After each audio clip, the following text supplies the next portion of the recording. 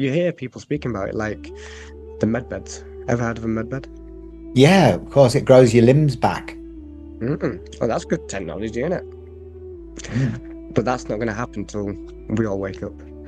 And you can see a lot more people are waking up to the world. And it's done on purpose. Because all this new stuff, this new technology, these new ideologies can't come in till we're all awake, or at least till the collective is awake at a certain point. Because if they bring in all of this technology and ideologies while the collective is still half asleep, it could send half of the world into psychosis. And so that wouldn't be good. It would turn a lot of people psycho because that stuff is just too fathomable to comprehend in our brain without knowing it first, or at least knowing the ideas. That's why they put it into the movies and stuff, sci-fi, so they can slightly get it into the brain. So it's not a new concept, but we'll see.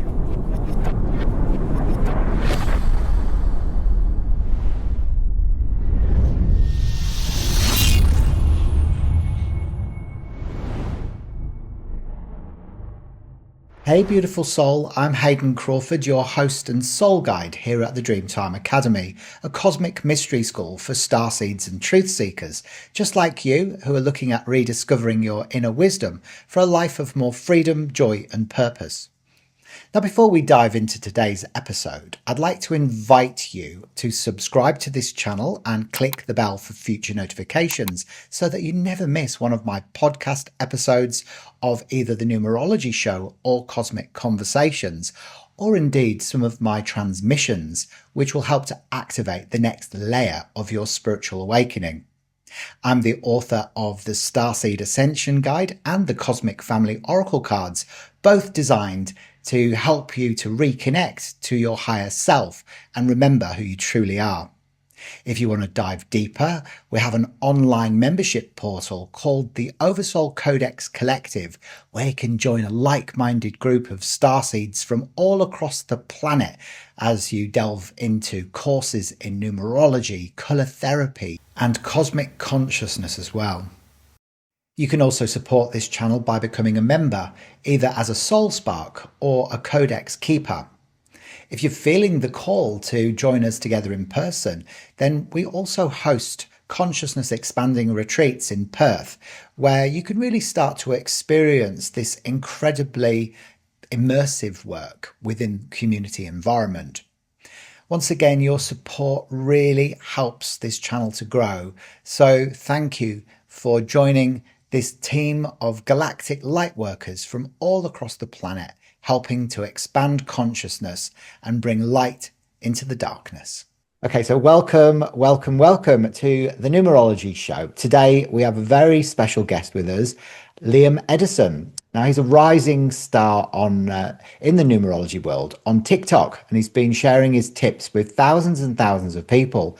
So Liam actually brings a really fresh, modern perspective to numerology, helping people to understand that numbers shape their lives. And he has a very special way of engaging people with numerology by looking at the shadows aspects of numerology, which I find really fascinating. So we're going to dive into his approach today, his inspiration, and how numerology can be applied practically into everyday life, as well as how he's actually using social media to bring this ancient wisdom into a brand new generation, which is amazing news, because otherwise it's just going to be a dying art. So welcome, Liam. It's lovely to have you here with us today. Much How are appreciated. Thank you? you, Aidan. I'm okay, thank you. How are you? Very well as well, thank you. Now, could you tell us a little bit about how you got into numerology in the first place? Because it is one of those subjects that tends to find you, I've found anyway, for me, later on in life. And you're very young. So did you have a bit of an aha moment? Did you have an epiphany? What happened? No, nothing like that. I got gifted a book when I was about 15 from my dad. It was a numerology book. Uh, and that was my first step into the world of numerology. But there was issues with it. I read it and I could feel the issues, not see them, could feel them. And it was a lot more of a modern book compared to what we do now. That's why hence I could feel the change, feel the difference. So that book was a Pythagorean book. It's nice. It's a good start to get you into numerology. It gives you, it's like it gives you the flatline basis of what each number is. Um, but it's a reduce and forget system. So you reduce it and you forget where it came from, and you focus on the root. But with Chaldean, we look at the compound. It tells the story of how you get to that number. Interesting. Okay, so I need you to elaborate a little bit on that. So, can you give me an example? Okay, so there's different types of fives. You can have a pure five, so that's just pure five, or you could be born on the 14th. One and four is five, but that expresses itself differently to a normal five. Even though five is Mercury and it's change, it's talking. Um, the 14 adds layers to that. It adds discipline. It adds will. Let's say a 23. 23/5, still talking, still adaptive, but very emotional, but very creative compared to the 14 and the 5. So is with every number, especially like sevens. The 35 and the 25, they act completely different, even though they're both sevens and they want their own space. But the 25 is able to push and pull with that due to the 5.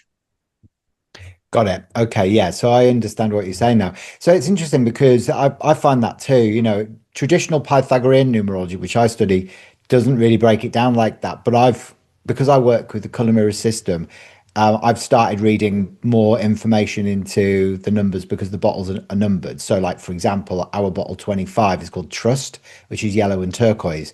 And so, even though it carries the vibration of the seven, it brings in that information about the fear of betrayal. The yellow is I fear, turquoise is trust.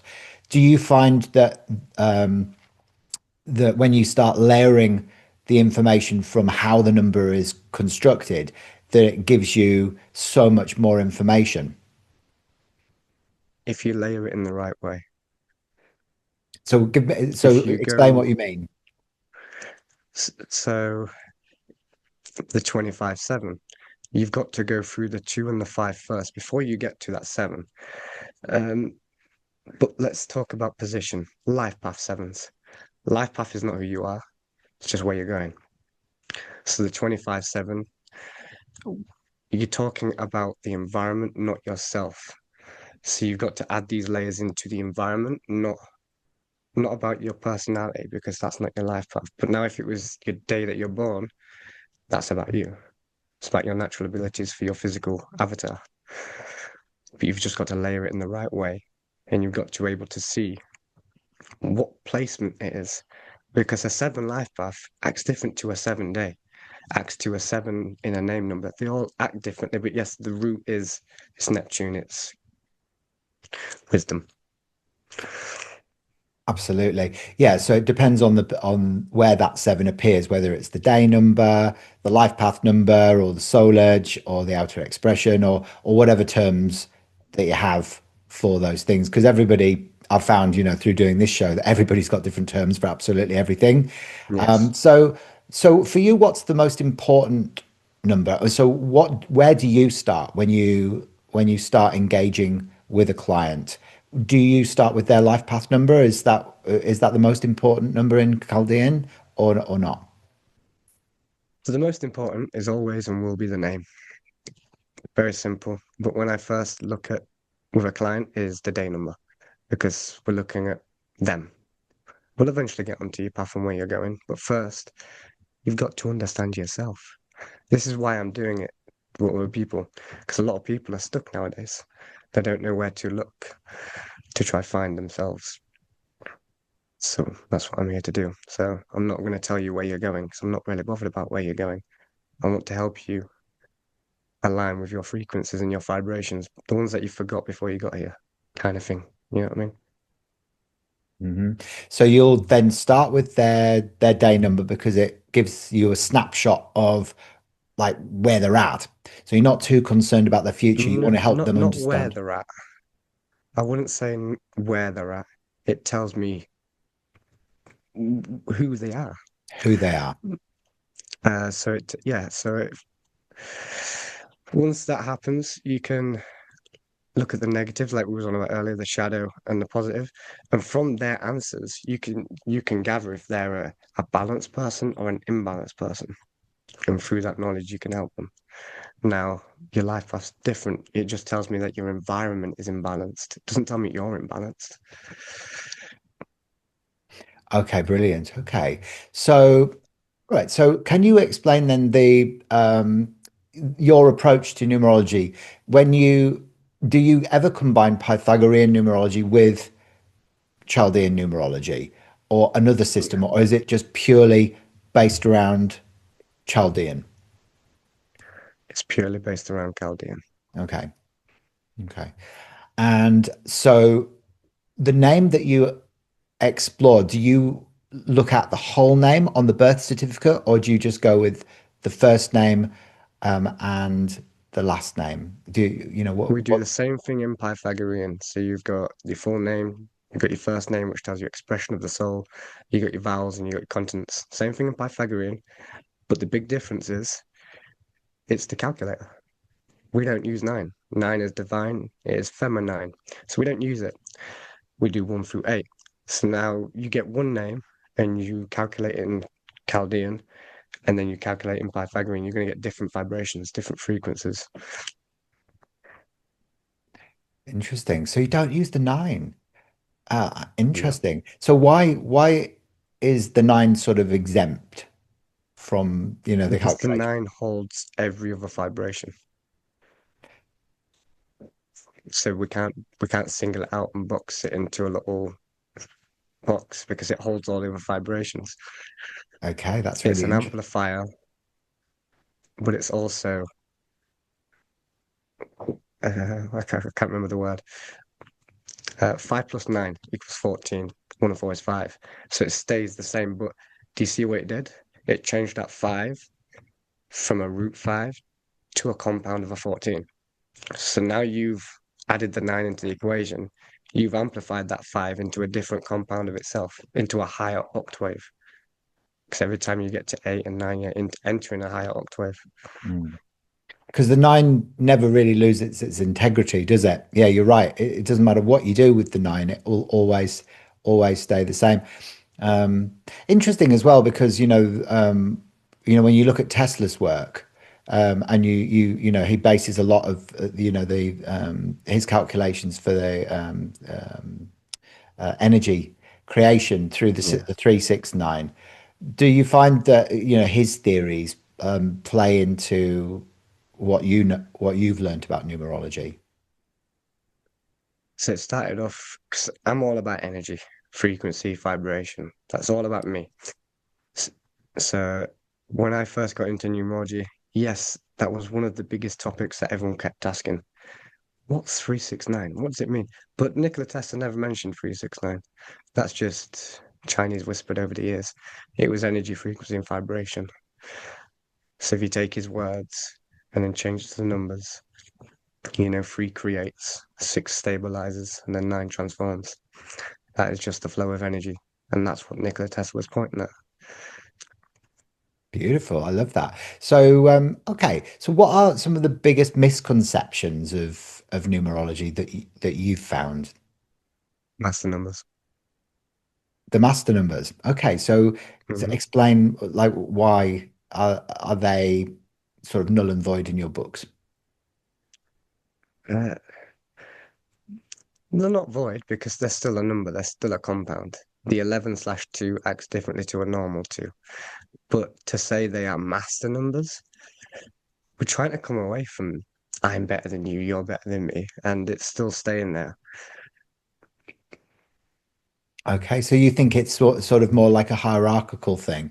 So a master number Yes. may, if that's projected onto somebody, they may feel superior, and it's going against where we're going for the new Earth. Yeah. Yeah, I'd say that.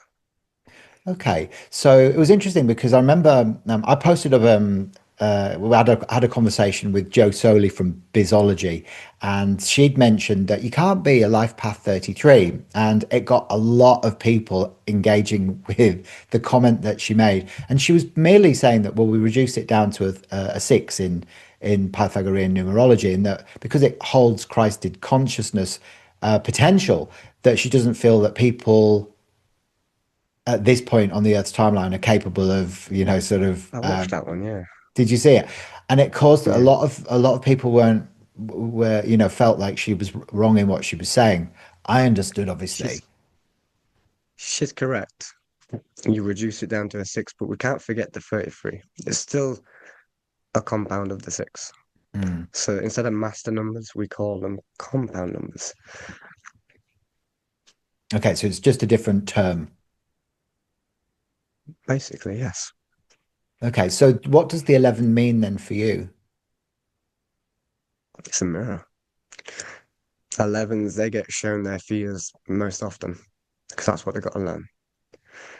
They see themselves, and that can be quite emotional, quite overwhelming. So they see themselves. So the 11 is Mm. a mirror to what, their shadow? To themselves, it's two ones. So one is the sun itself, its will. So it's a mirror in between because it reduces down to a two, which is it's the moon. It's receptive. It's a mirror. So when the ones are next to each other, it's two of your own selves facing each other that you've got to be basically learning how to. Oh, sorry about my next door dog. It's a mirror. And what about the 22? What about the 22? Oh, the 22. A lot of people like to call that the master number, right? A builder. That's a misconception. It's only because in Freemasonry, the 22nd is the master builder. So it's not a master builder in the sense of a master number. It's a master builder in the sense of Freemasonry. When you get to level 22, you become a builder. Um, but from that same ideology, from the 11,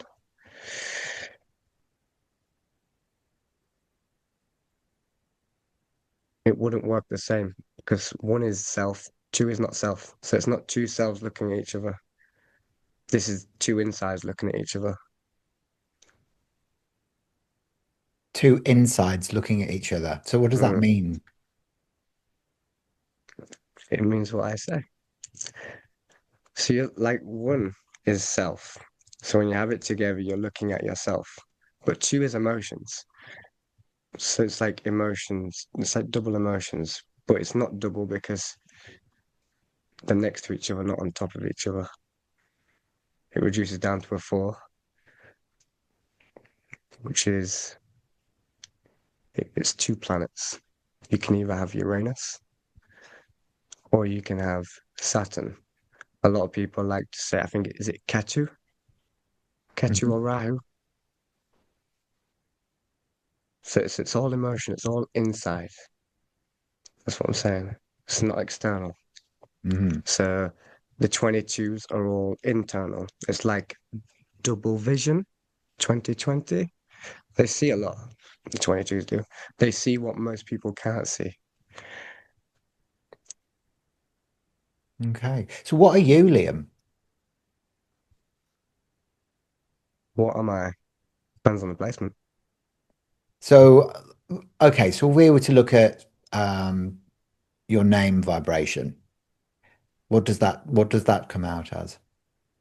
Full name or just Liam? The full name. Full name comes to a 70. Okay. So how does that express itself with you? It tells me that the insides of the soul, so it's not the external, it's where the soul feels most at home. And that's the journey of the soul, is your full name. So I'm on the journey of a seeker from the inside. So I might not look it from the outside, but from the inside, I know where I need to go. Yeah, that would be a really accurate sort of assessment. The seven is my day number, and I identify with that, and I can see that within you as well. Um, okay, so how do you then use numerology practically in your own life and in your own decision making? And so before any of that, you've got to find yourself. Use it to find yourself. That's the main thing I always tell everyone. Once you've done that, you can use it to help other people, or you can use it as a timing mechanism. You've got pinnacles, you've got personal years, and these are timing mechanisms that can help you, especially personal months. They're my favorite because it's not too small, it's not too big. You get a good, accurate reading with the months. The years can be a bit off because a lot of people find personal years change on your birthday, they change in January. There's loads of misconceptions on it, but I know when they actually change. It changes January, but you'll feel it October. It's energy, and you always feel energy slightly before you see it. I like a full moon. A few days before full moon, you'll feel it, but you won't see it. So around 3 months before the end of the year, October, the 10th month, 1, 2, 3 for November, December.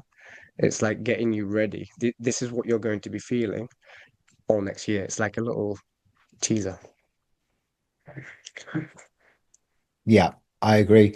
A lot of people, sort of calculate it from birthday to birthday, but I always calculate it from January to January, but you definitely start feeling that energy from the birthday, which is So really. when we agreed to this podcast, we agreed to it last month.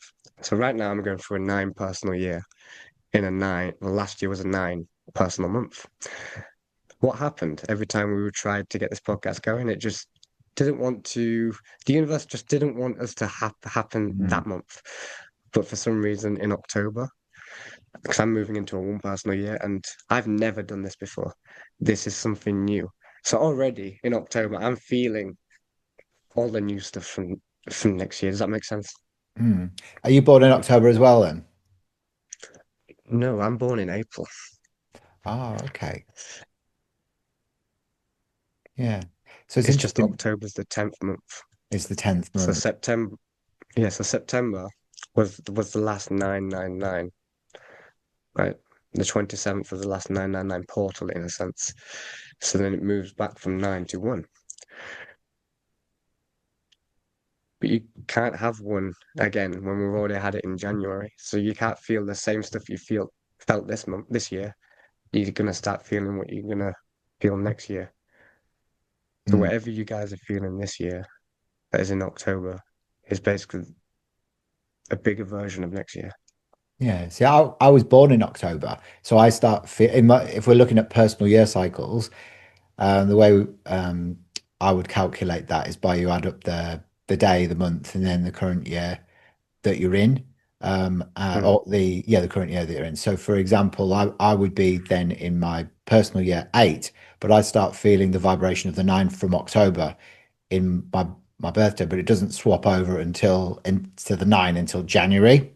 Do you mm. also calculate your personal year cycles like that, or is it completely different? What's your day and your month? And I'll show you. So the 16th of the 10th, 1972. So it's like the So 1610. 16 is 7, plus the 1 is 8. Yeah. 8 plus 9. Anything you add to 9 comes back to 8. So you're in an 8 personal year. Yeah. But you'll start to feel the 9 in October, Mm, November, December, but you'll see it in January. That's how yeah. I do it. Yeah, that all right. So it's the same. So what you're talking about then with regards to the October dates there is something slightly different. It's slightly different because you're talking more about the way that we've moved from the 999 cosmic portal into there into back to the one again for October. Yeah. So just to clarify that for Y- anyone who's watching.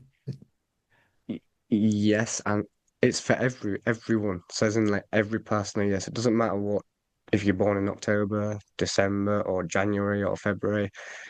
The personal years always shift in January, but you feel it 3 months before. Mhm. Okay, got you. Great. Okay. Now, just to sort of have a quick segue, because obviously TikTok is a very visual and fast-moving platform. So how do you Hmm. make numerology engaging and understandable for short-form content? I see what people are wanting, and I try to twist it to where I'm not going against my truth, but still enough. where I'm pleasing the algorithm. I've struggled for a long time. It's like a hokey pokey with TikTok. You've got to play with the algorithm. And sometimes I don't want to play with the algorithm. I just want to give you the truth. But TikTok, they don't like that. So you just got to play hokey pokey with it.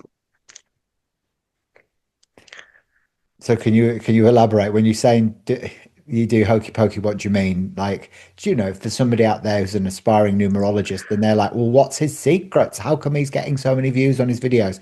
What would you say? Like, how have you been adapting your content to be able to, sort of get more views?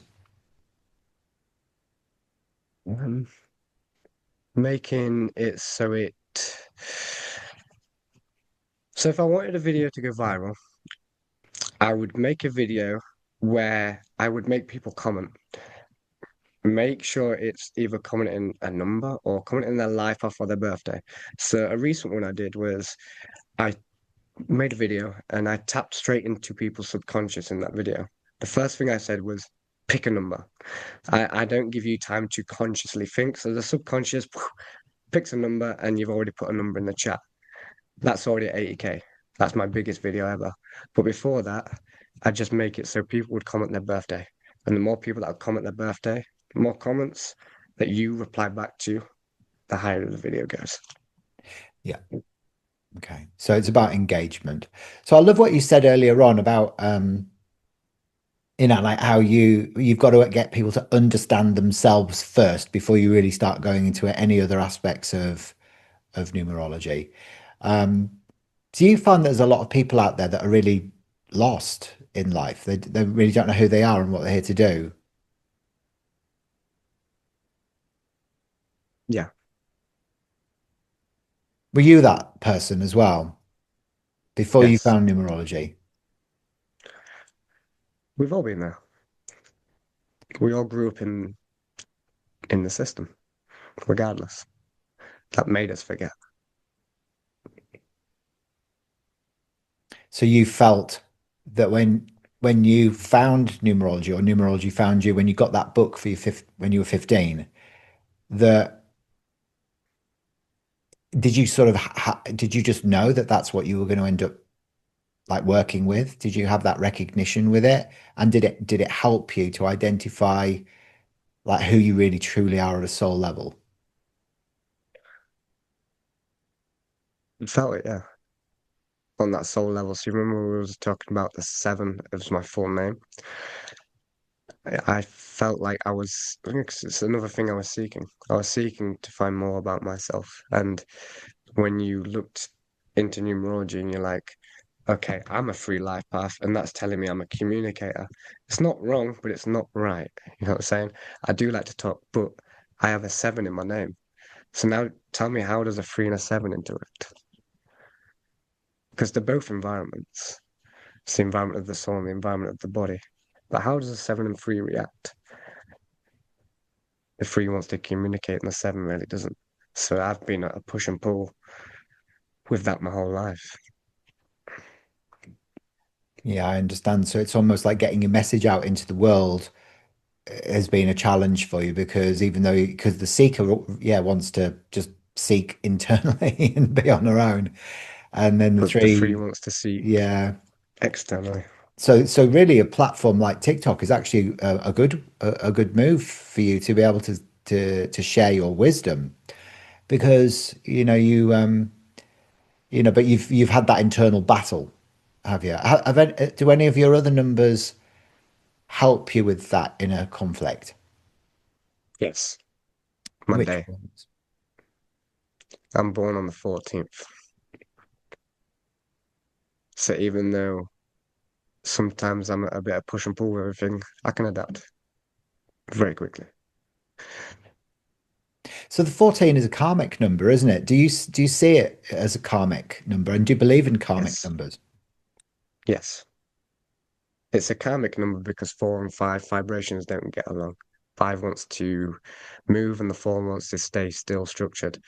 That's why it's a karmic number. So if we take that ideology and look at the other karmic numbers, 13 would be a karmic number because three and four don't get along. 16 is a karmic number because six and seven don't get along. And then 19 is a karmic number because one and nine doesn't get along. Would you be able to elaborate on that and why they don't get along? So if you go back to say, for example, the 16, which is where that's I was born on the 16th, so I'd be quite curious to find out your explanation of that. So why doesn't So the six the and six and the seven get on? because the six is all about giving to everyone else. The seven is all about giving to self. So through that push and pull, your ego, you'll find an ego death within that. Like, which one do I pick, myself over people? Who do I pick? I don't know. And with that comes an ego death, and then you finally pick from the 16. You have to. It's part of the karma. So for you with the 14 then, the four wants to stay still, but the five wants to get moving. So that's how you, with that 14, it helps you, it pushes you really out of inner conflict and into action. Is that right? Yeah, you can put it that way. Yeah. Okay, interesting. So can you share another memorable story of where numerology has helped somebody that you've been working with? Ooh, a story. I'm not good at storytelling.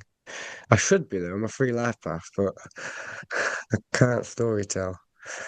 Um, Or just you know, just how you've noticed some guidance that you've offered somebody through looking at their name chart and how it's transformed their life in some way. You don't have to tell a story, but you know, just how you've seen transformation within a person.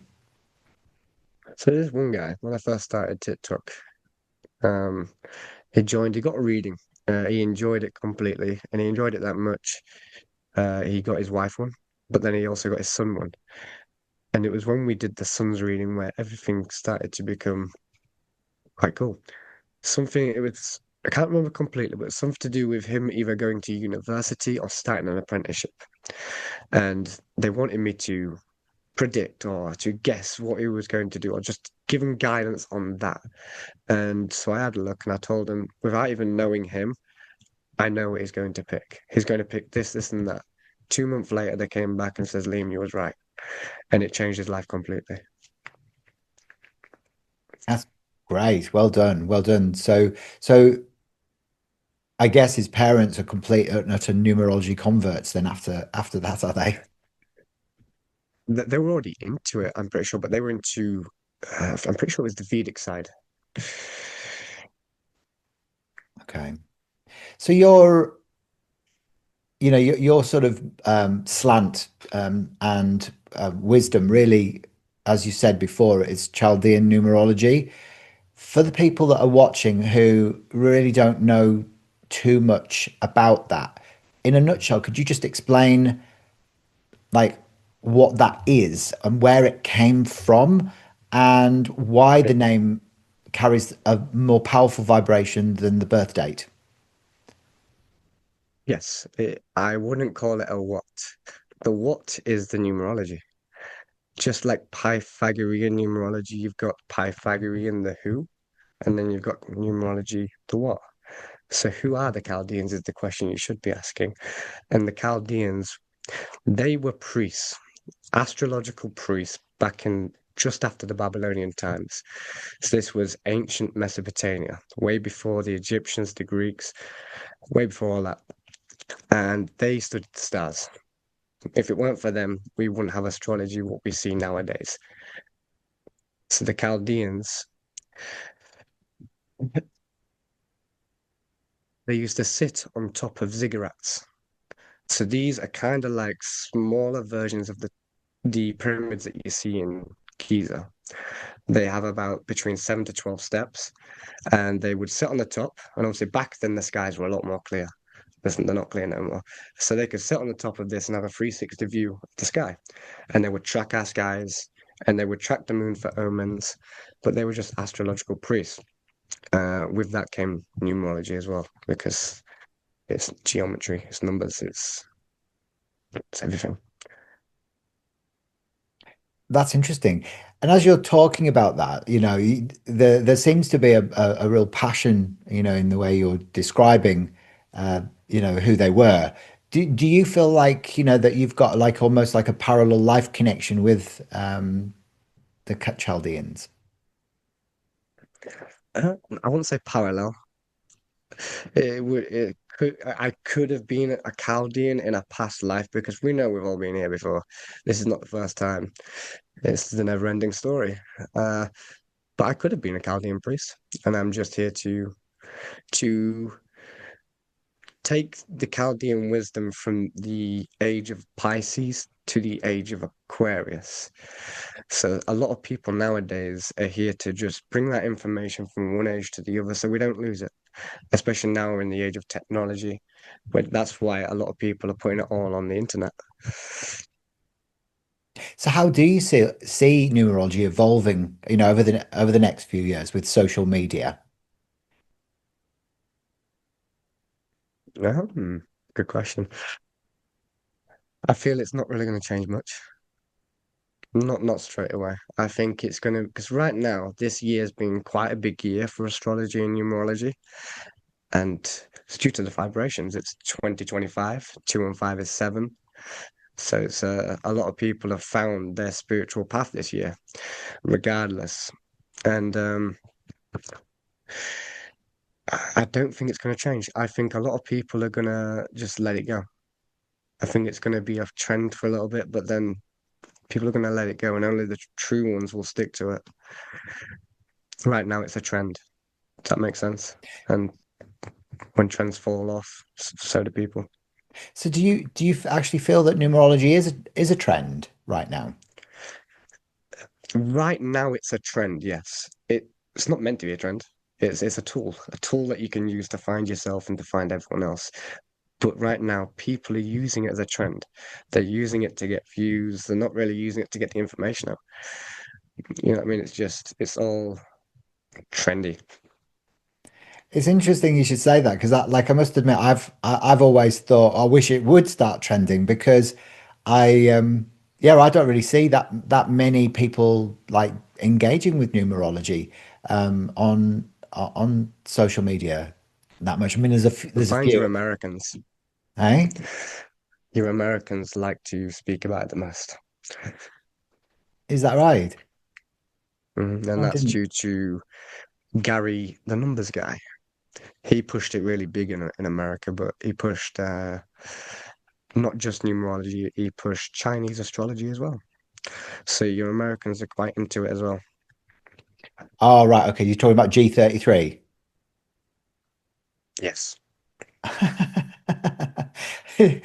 It's interesting to see your facial expressions. It's interesting because I did actually reach out to him to come on this show, and he politely declined. But just about everybody else said they would, which is really nice because I feel like part of my role in this this whole wave of whatever it is to bring numerologists together from different walks of life. And I was having an interesting conversation with a lady. Who was it that said it? Oh, it was Catherine Kinney. She does cosmic numerology. She's quite interesting actually because she channels Pythagoras. And she was saying that a lot of the Pythagorean numerologists, because they're, at the end of Pythagoras's life or his reign, there was a big fire and they all got burnt alive in this one of his facilities or something, and so they're all quite reluctant now to get back together just in case they sort of end up with the same fate. So I feel that part of my journey at this point, at least, is to kind of bring numerologists together of all different sorts because another chap I was speaking with, Lynn Boez, who's the grandfather of numerology. He's also a I've watched that cosmologist. one. Yeah, he's an amazing guy, and he sort of said to me, numerologists don't tend to like each other very much, and he didn't understand why, whether it was because they feel threatened by each other or they've just got different ways of interpreting numbers. But You're I think it's correct, about time that 100%. we'll get back together again, and have a bit of a party. Have you ever had anyone copy you?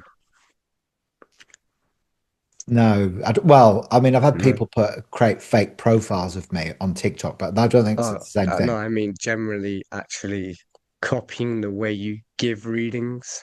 I don't So think so. like on your TikTok, you have your little whiteboard, don't you? Yeah. And that's your way of doing it, and you speak a certain way when you're doing it. So do I when I don't have the the board, but I have a certain way I do it. And there's this one guy that joined, and when I first started, and he could see that I was doing really well. And he not once have he's ever done any numerology videos. He was all about business and money, no fap, that kind of stuff. But as soon as he saw me doing that, he actually copied exactly how I spoke. So then when my followers went and saw him, they couldn't watch him because it felt like they was watching me. Like, does that make sense? Did he look like you But and other than everything as that, I've not. well? Pardon? Did he look like you as well? Can I get a picture? Yeah, yeah, show us because that's taking it to the extreme, isn't it? When people want to mimic what you're doing, I wonder for what purpose he wanted to do that. It's like, did he want to be you? It, Oh, no, he money. wanted the money. He wanted the money. That's Hmm, I think there we go. Can't really see it. okay. Yeah, you can see his face. Yeah. Yeah. His name is Coach Ben on TikTok. Uh, he's good at what he does because he copied me. Really good. Probably the best out there. But to say how he did it, it wasn't the greatest way of how he did it. Right. Interesting. Isn't it funny? It's very interesting. So maybe that's what Lynn Boez was going on about when he was saying that he doesn't think that numerologists tend to get on That's why I because brought it up because he doesn't like me. I love him. I love what he's done. I just don't like how he's done it. But he hates me. Doesn't like me because he's jealous of the stuff we know. so do you think he feels a bit threatened by you maybe? I wouldn't say friend. Just jealous. I wish I could know that much. There we go. Interesting. So we're having a get together as numerologists later on this month actually to do sort of predictions for 2025. So sorry for 2026. We're in 2025. So if you're interested, you can join that group actually because there's a few of them that are going to Okay. be there. Do you do you delve into cosmology yourself? Is it something that's of interest to you? Cosmology. Hmm. What do you mean? Can you define cosmology? Well, it's the study of, the creation, So Lynn describes it as you know, ma the unmanifest becoming manifest and the sacred geometry behind the multiverse. Hmm. So and the planet and how the planets and numbers kind of interact with each other. But his system of numerology is quite similar to Catherine Kinney's in the fact that they both delve deeply quite into the master number vibrations, where they talk about the not only the 11, 22, 33, but also the 44, 55, 66, 77, 88, 99. And I was like, whoa, there was all this information that I was, sort of not privy to up until that point. So I was quite impressed by what was coming up through that through different sort of locations within the birth chart and the name chart. But from what Yeah. you've said is that it's almost like for you the master number is one of the biggest misconceptions. So I'm just wondering whether that type of information would end up being ultimately compatible with the way you're going with numerology moving forward. What do you think? Do you think that it could add extra layers of information to your already broad repertoire? Yes, it could, especially with the geometry, because geometry is more numbers, like squares, 90, 90, 90, 90 angles. You know what I'm saying? It's all interlinked. Um, but I've never actually looked into cosmology. I know about it, as in the geometry and stuff, but it's more Chaldean numerology and astrology. That's what I do. But it's not the astrology you see nowadays. But that's for another story.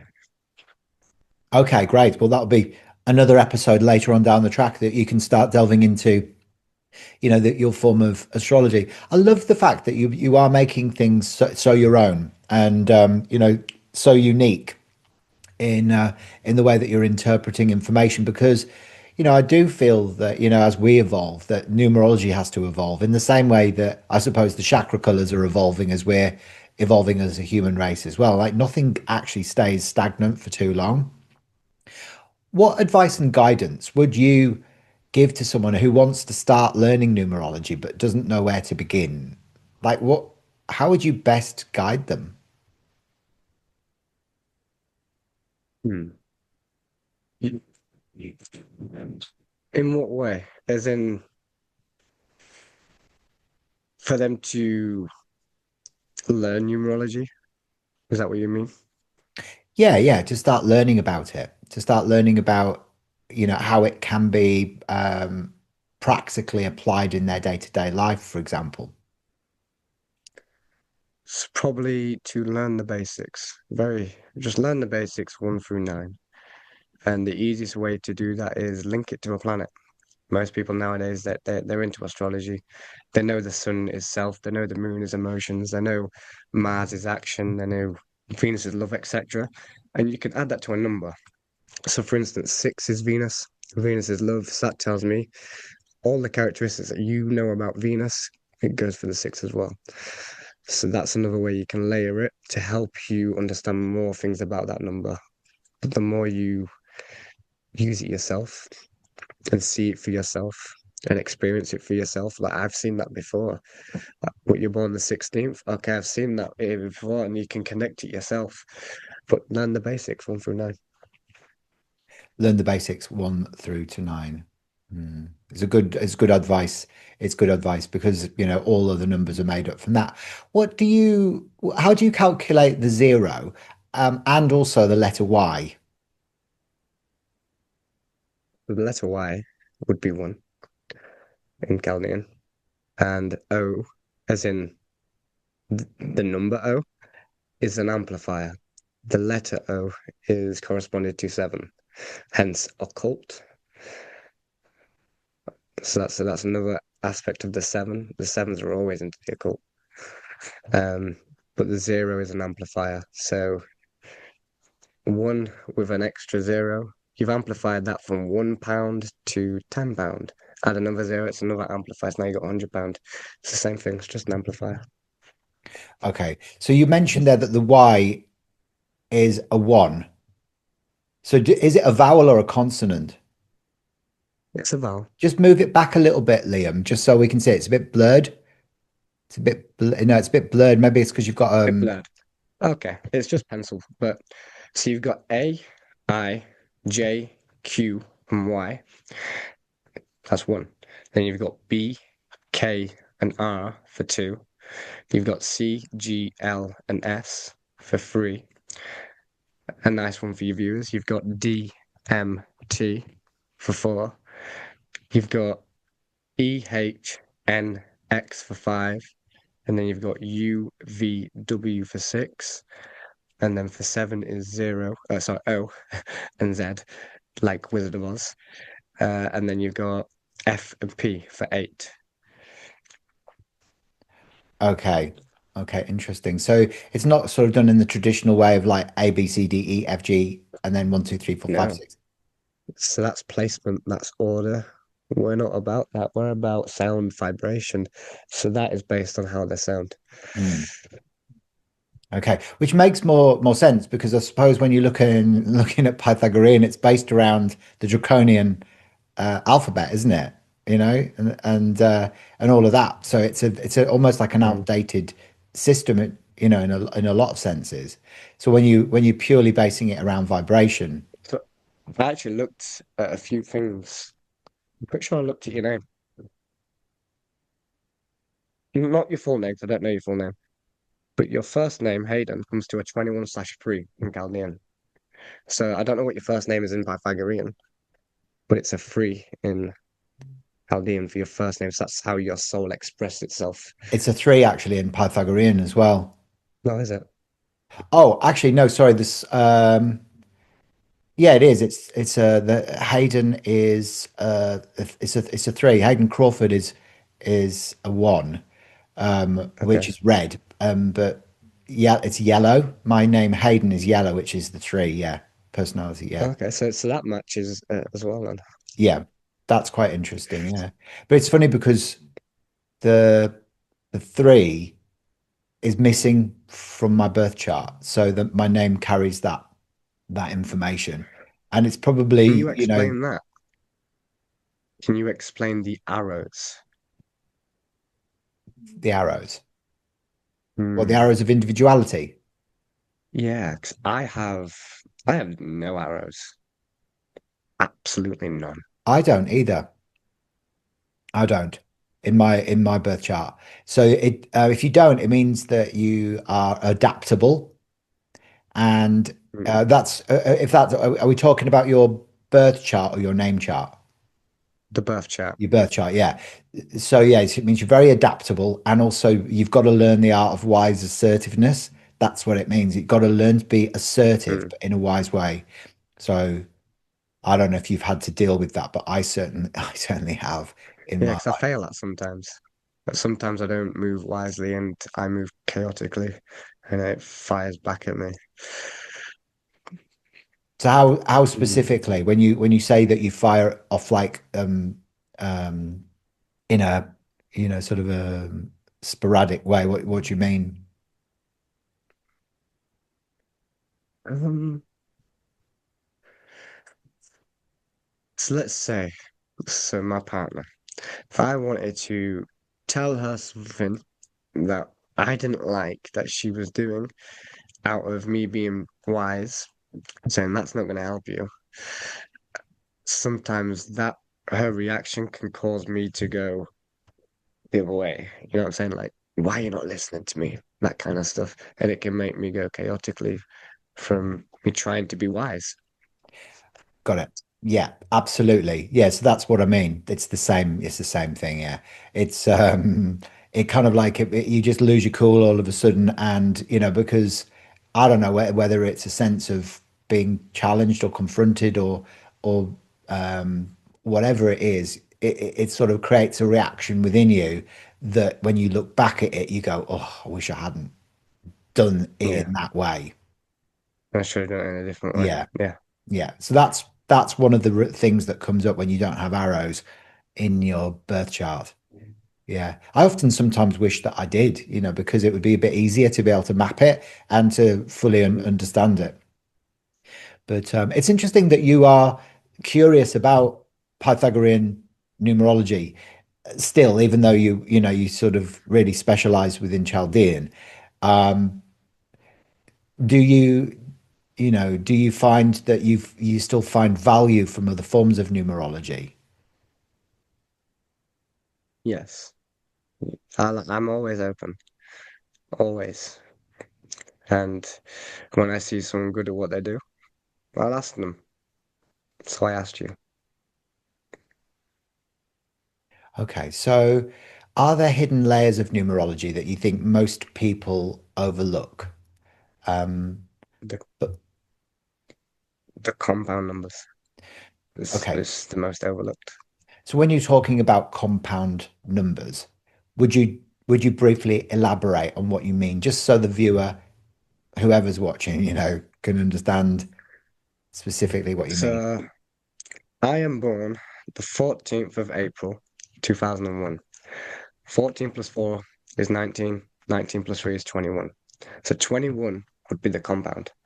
But we all know 21 is reduced down to 3. So the root of that is 3. But the compound would be a 21. So that is the same in all calculations. So before you reduce, that is the compound number. So a 33 plus 6, Yeah, the 33 would be the compound and the 6 would be the root. got it. Okay, so me being a 27/9, what would that say about me? That's as my life As path. your life path. So obviously you know 9 path. You know what you're here to do. I don't need to tell you that, but you add the layer of intuition, which is the 2. It's the moon, it's receptive, so you can feel a lot, but you also see a lot as well. You're not here to be seen, you're here to see. You're here to help other people see as well, due to that 7 and the 2. But that 2 can amplify the 7, so sometimes you can feel like you overthink a lot sometimes. because the seven they analyze too much, and sometimes with the two, with the seven, it can add intensity to that overthinking, and sometimes it can be overwhelming. Story of my life. What about the positive But you're a nine. aspects? What You about can the, adapt to it. what's that? You're a nine, so you can adapt to it. You can shapeshift into any vibration you want. Mm, And that sounds cliche, shapeshifting, but no, that is basically what it is. You can tap into any vibration you want. If you want to act like a six, you can be like a six. If you want to be a two, be a two. Very easy for you to tap into these vibrations. I like it. I do like But being a if you're nine. not a nine, you can't. That's why they are scared of the nine. They don't say much on the nine. It's gatekept, right? A lot of people gatekeep the nine due to that reason. Nines are your superheroes, the ones that can just do anything that they want because they can willingly tap into all these different vibrations and be who they want. Bring it on. That's good news. I like that. I like hearing that. I'm quite happy with my nine energy, even though we can be self-righteous. I think I heard you saying in one of your videos about the shadow aspect of the nine is, isn't it that they always think they're right? They can, yes. I'm a nine, but I have it in a different place to where you have it. Oh, where's yours? Liam, so Liam comes down to a nine. So that's how my soul expresses itself. Got it. So sometimes I am right. I'm joking. That was a joke. Was it? I don't know. I don't know whether to take you seriously or not. That's I'm a the freak. thing. You never know. Yeah, exactly, exactly. You've got one of those mannerisms about you, but I think you're very intriguing, and I think a lot of people will really take to your sort of way of using numbers and offering ancient wisdom in a very new and quirky way. So yeah, I want to thank you very much for sharing all of these amazing insights, and I hope that that people that are watching have followed along. I know there's been a fair amount of different information on today's show, which is great because it just Mm, keeps this subject fresh and exciting and entertaining. And remember to head over to Liam's TikTok channel when you've subscribed to this video and to my channel. But do that as well. Where do people find you, Liam, on TikTok? What's your handle? so my handle is Liam free underscore six snake. Ah, very cool. Why the snake? I was born 2001, which is in Chinese astrology the year of the snake. So it's just another layer to show you guys that you're not getting shit from me. You're getting proper truth that I have worked for. It's so true. Yeah, it's so true. You can feel your passion for the subject and the layers of wisdom that's embodied within your words really clearly. So you should be very proud of yourself. And for anybody who's watched this episode today, I genuinely hope you do check out some of his incredible videos. They are very, very enlightening. I think you're a rising star in the numerology world, and you bring such a fresh modern perspective to numerology, and you help them understand how the numbers can genuinely help them to find themselves, know themselves, and then from there become who they were destined to be. Mm. To know thyself is to know everything else. Mm. But thank you, Hayden, for this opportunity. It's been a pleasure. I've enjoyed it because it's not often I get to speak to other numerologists. So I'm just speaking to regular people, and they're like looking at me like, "What are you talking about?" So it's nice to actually speak about a subject with someone that actually understands and follows it themselves. So that was nice, and I appreciate it. Oh, you're very, very welcome. And what I'll do is I'll put all your links and details in the description. All right. So Thanks again. And until the next time we speak, hopefully we'll get you back for the end of the predictions for 2026, and then you can share some insights with that group as well. I'll start thinking of a few. Hmm. But you've got a few weeks, Liam. Yeah. I don't think much is going to happen next year, to be fair. Oh, really? But we'll see. You don't think there's going I've to be not had much much thought happening? on it. So interesting that you're probably about the only person in history that's been saying that because everyone else is expecting Armageddon. I think Armageddon out of here. Yeah. That's what I'm saying. They don't understand where we're at or where we are. That's never going to come. This apocalypse Armageddon is never going to come. It's we live in a world of polarity where there's good and there's bad. You take away the bad and you just want good, then this system doesn't work. This system is a self-sustaining system and it works on polarity. You take that out, then it's not self-sustaining no more. But we can say there is a slight infection going on, but to get rid of the bad and make it all love and light is a misconception. It's duality. We can't come away from it. So in other words, that people that are aspiring towards New Earth, where we're all sort of singing and dancing around a campfire with poppies in our hair, it's never going to happen.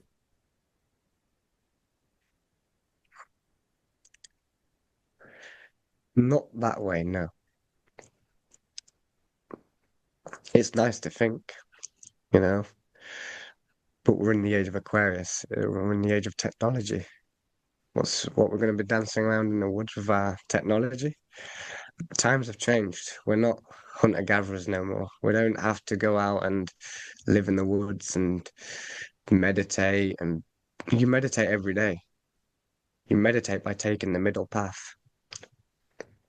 You see the good, you see the bad, but you say no and you go your own way. And that's where we're at. Interesting. Yeah, I like that perspective. It's great. Yeah. So instead of dancing around a campfire, we're going to be dancing around a, probably just with our virtual reality headsets on in some sort of whitewashed room, thinking that we're down the rabbit hole. No, no, no, no. It could be anything. Technology, obviously, our brains, we don't use our full brains. So a lot of people can look at a phone and look at the inside of a phone and they can just, wow, that's too much for my brain to handle. But that is nothing compared to the stuff that we can actually do in the age of technology. We're only at the beginning of this, and you'll see it. But first, we've got to have the Great Awakening before all this new technology comes in. But you hear people speaking about it, like the med beds. Ever heard of a med bed? Yeah, of course, it grows your limbs back. Mm-mm. Well, that's good technology, isn't it? Mm. But that's not going to happen until we all wake up. And you can see a lot more people are waking up to the world. And it's done on purpose. Because all this new stuff, this new technology, these new ideologies can't come in until we're all awake, or at least till the collective is awake at a certain point. Because if they bring in all of this technology and ideologies while the collective is still half asleep, it could send half of the world into psychosis. And so that wouldn't be good. It Mm. would turn a lot of people psycho because that stuff is just too fathomable to comprehend in our brain without knowing it first, or at least knowing the ideas. That's why they put it into the movies and stuff, sci-fi, so they can slightly get it into the brain. So it's not a new concept, but we'll see. Mm. That could go on for days. So I'm going to leave it there. It's very interesting conversations. I appreciate that. But yeah, thanks again, Liam. It's been amazing talking to you today, and we'll see you next time round. All right. Bye for now, guys.